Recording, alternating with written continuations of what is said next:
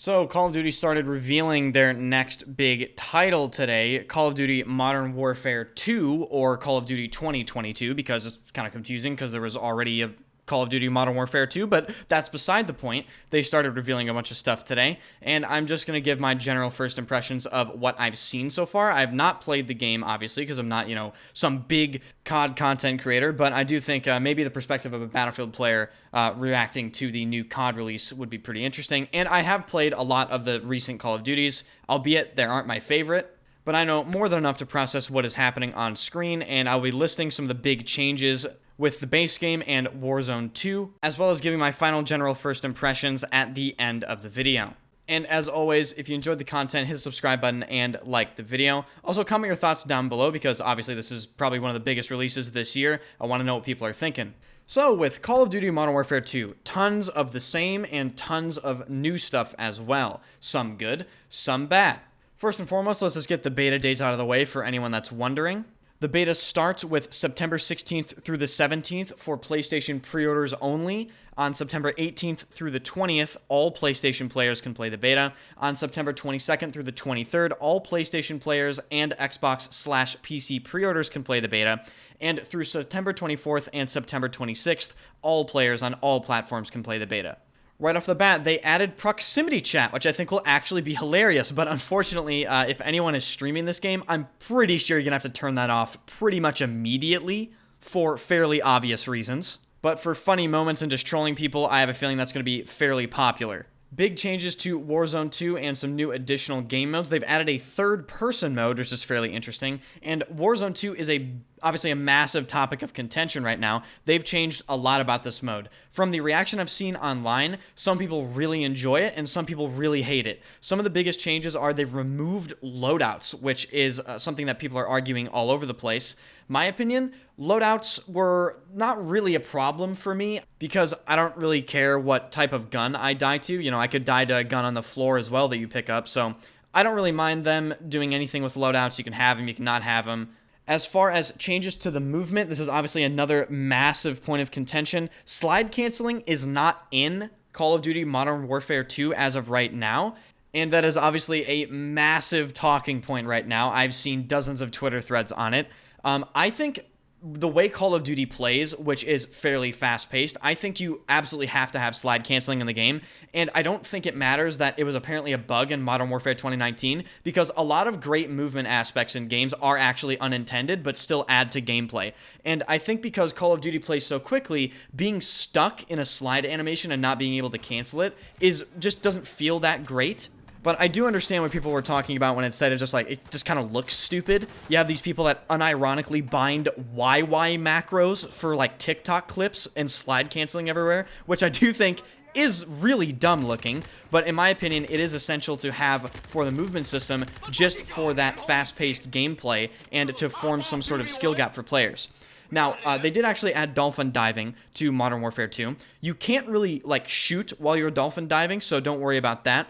But I think it's going to be more useful for diving into cover and maybe avoiding certain situations.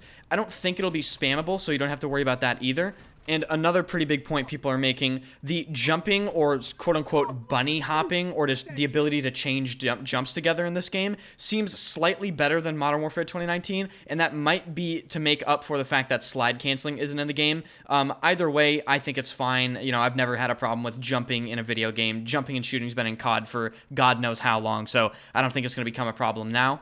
Moving on to the gunplay itself seems fine. It doesn't seem that much different from Modern Warfare 2019. Maybe even it's a little more accurate than Modern Warfare 2019, as Nate Gibson was saying on his stream today when I was watching. But something that I think the community is universally in agreement on is the visual recoil, or just how it looks while you're shooting. It's just all over the place. I think it definitely needs to be toned down. I think it's really, really sporadic, and yeah, I'm just not really a big fan of that. Now, moving on to some interesting additions to the game, they've added an inflatable decoy that deploys like an airbag, and when it's killed, it blows up like a balloon, so you're going to be seeing fake decoys around somewhere. There are 13 separate field upgrades between Modern Warfare 2 and Warzone 2.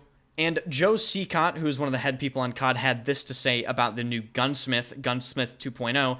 Shared attachments within platforms, then also shared attachments across all weapons. Make the perfect weapon for yourself. So there's going to be a ton of customization within this game with your weapons. The only complaint I might have about this, and also Nate Gibson said this as well on his stream, all the weapons seem to look the same, at least right now, but this is a beta. I'm sure things will change. As far as the maps go, I saw gameplay on a few of them. They do look substantially better than the maps in Vanguard and Modern Warfare 2019. They do seem to play a little faster paced, and the multiplayer maps for the base game are 6v6.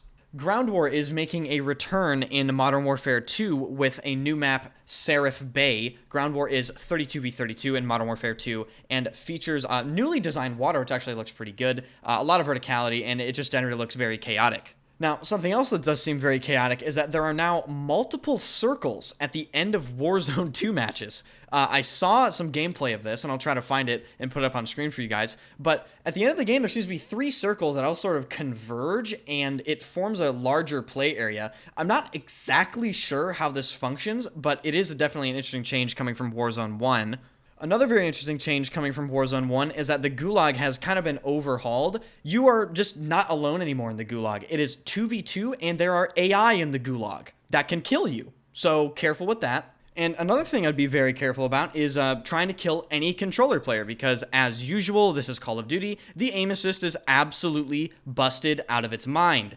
And a lot of PC players will be switching to controller. And anyone that's going to comment down below and tell me that the aim assist isn't a problem and you're a controller player, I'm just going to tell you right now, if you genuinely think aim assist isn't strong in Call of Duty games, you have no idea what you're talking about, and you probably don't understand how to abuse aim assist yourself. Make no mistake, there is a reason why many highly talented players switch to controller. Now, my general impressions of this next Call of Duty title. I didn't really get caught off guard by anything. I expected a lot of this. I expected there to be a continuation of Ground War and Warzone. Some of the Warzone changes are interesting. There won't be perks on the release of Warzone 2, which is very interesting. Some of the circle changes are very interesting. We'll just have to see how that plays. The no loadouts, I think, is probably a beneficial thing to the game, although I never really minded loadouts to begin with. And yeah, it's just sort of more the same with some different things sprinkled in here or there. I'm not necessarily, dreading its release. I do think it'll obviously be a massively successful game, but I'm not excited. I'm going to hold my breath, and I'll play it, see what I think, and I'll just go on from there. And of course, from here, comment down below and let me know what you think. Are you excited? Is it what you expected? What do you think about some of the Warzone changes? How is that going to affect playing the game? And if you enjoy the content, hit the like button and subscribe to the channel. Also, tell me, do you want me to cover Modern Warfare 2? Thank you guys so much for watching, and I'll see you guys in the next one.